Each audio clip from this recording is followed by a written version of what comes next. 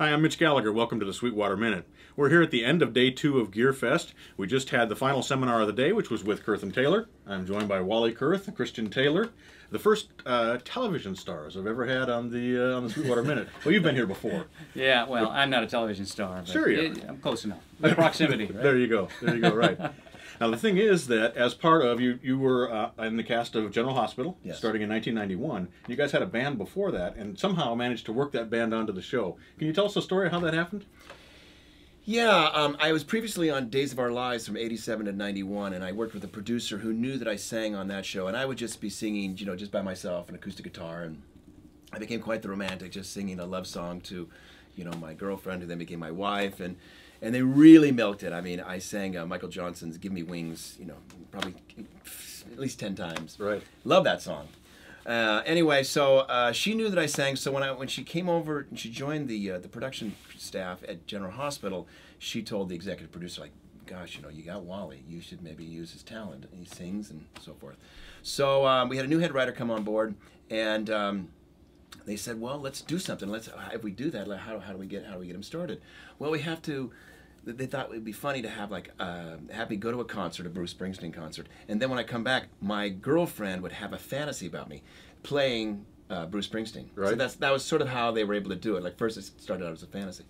So I did Hungry Heart in all the growl I could muster. You know, do my best Bruce Springsteen, which is fun to sing. Sure. And the head writer saw it and just went crazy. She said, "Oh," and she's a really talented head writer. She came from Ryan's Hope, and she just joined the staff. And so she said, we got to do something. So she came up with this alter ego of Eddie Main, and my name was Ned Ashton. And so I was a CEO by day, which was my job, and then I'd be this rock star at night. I have this whole double life. Right. And so they really, I mean, they didn't, you know, they tried to make it logical. So I had a history of music. So I was in a garage band in high school, and so there was another guy on the show that was a musician friend of mine. So they kind of worked me, and I went to a karaoke, I think, and sang a couple songs. But anyway, so as we build, we get to the point where got this whole double life. I'm playing, and they needed a band. Mm-hmm. And just like daytime, it's just like, you know, they do one show a day, so there's not much pre-production. Basically, they start organizing for a show in about 3 days before.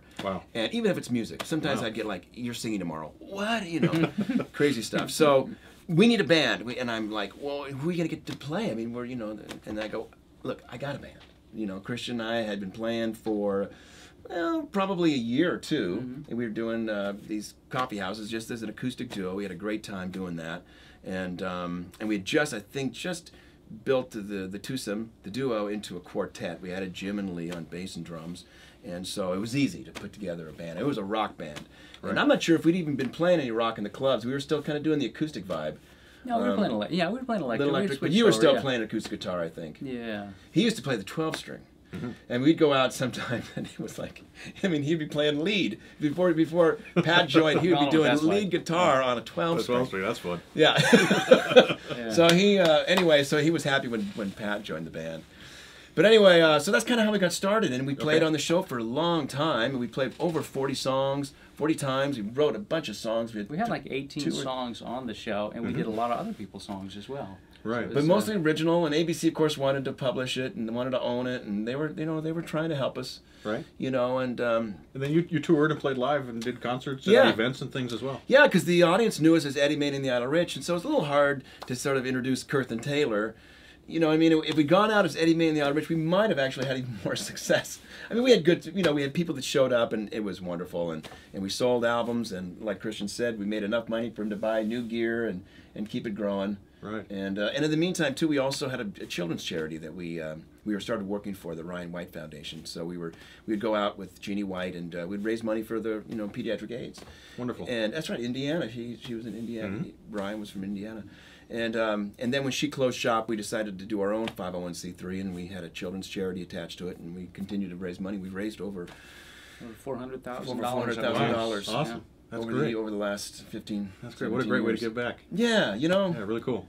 Really cool. So over the years, after you the band stopped appearing on the show, life moved on, and you guys hadn't played together for a number of years. But recently, you got the band back together, wrote some songs, and did some recording. But you did it on a real shoestring budget.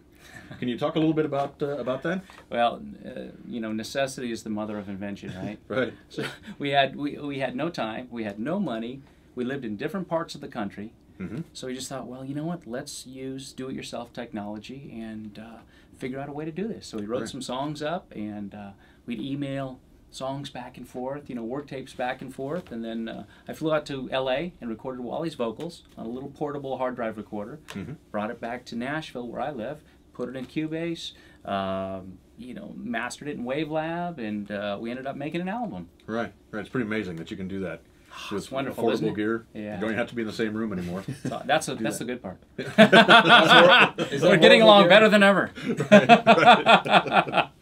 So following that, you kind of put your marketing skills to work and decided to do some videos. And you did them with a similar approach without having to put out a whole lot of money. How did you go about that? Yeah, well, I taught myself over the years Sony Vegas.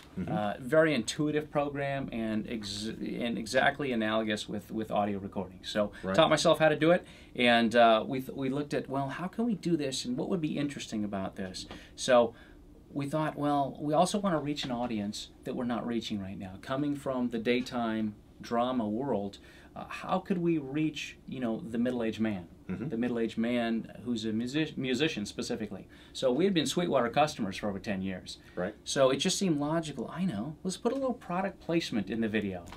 So there was some applicable lines in the song, and we put some Sweetwater some Sweetwater catalogs in there. And just thought, well, maybe Sweetwater someday might want to put it on their website. Right. And reach that fan. Right. So we got lucky. Which worked out great. And of course they did the entire month of April. Yeah. The videos were on our site, and of course they're also on YouTube. And you guys are here. You did a seminar on how you created the album and how you did the videos. And at the end of that seminar, you summarized things very well, I thought.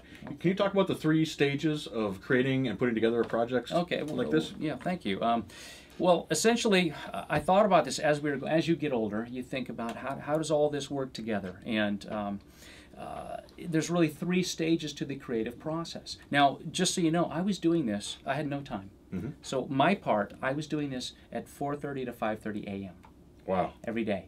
Wow. So I used to take the approach where we do a lot of stuff. We used to be full time and just do massive amounts of effort at once. Now it was one day, 1 hour a day. Wow. So, 1 hour a day. Needless to say, he's incredibly disciplined. And he goes to bed early. And tired. Yeah, he goes to bed early, but he is you are one of the most disciplined guys that I know. You have to be. I mean, really, and when he says he was doing it from 4:30 to 5:30, because 5:30 you started I was jogging. I was jogging 5:30 to 6:30, because then the kids get up at 6:30. So if I wanted to be in shape, I had to jog from 5:30 to 6:30. If I wanted to create, it had to be 4:30 to 5:30. Right. So anyway, what I discovered was that there was really, I never thought about this, but there's 3 processes. There's 3 parts to the commercial artist process, and that is, 1, you create. So I started out by doing that, just writing songs. That is the number 1, the creation. Number 2 is the production. Well, if you create something and you don't produce it, how do you share it? You have to be able to share it that way. Okay, well, if you create it and you produce it, step number 3 is you have to sell it. Right. And that is the process whereby the entire entertainment business works. That's why talk shows exist, right? Right, absolutely. So I thought... When you're saying sharing, because in order to share it, and of course that's the sharing. I mean, selling is getting it out there, expressing it and exposing it to the world. Yeah. Exactly right, but you have to have a production. And so we did that with the music, and then we did it with the video. And I just say, well, I guess it's a waltz. Once you get to 3, you start over on 1. Right, absolutely. Well, I'd like to thank you for making all the rest of us feel like slackers. What are you doing at 4:30? I'm sound asleep at 4:30 in the morning. And so am 5:30 I. and 6:30. Yes, exactly. I'm lucky to get up at 6:30 and I haul myself out of bed and I'm like, yeah, touchdown. That's it, exactly. I'll be calling you. Yeah. Call me and wake me up. Guys, thanks so much for being here. We really appreciate it. You did a great seminar. You got to play some songs with the whole band was here and gave us a little concert. It was yeah, Mitch, incredible. our pleasure. It's really been we love fun. Sweetwater. We love you guys. Yeah. It was fantastic. Hope to come back real soon. Yeah. And we'll do another minute when you come back. All right. Christian. Appreciate it, man. Wally, thank you very much. Appreciate it. Thank you. I'm Mitch Gallagher. Thanks for joining me for the Sweetwater Minute.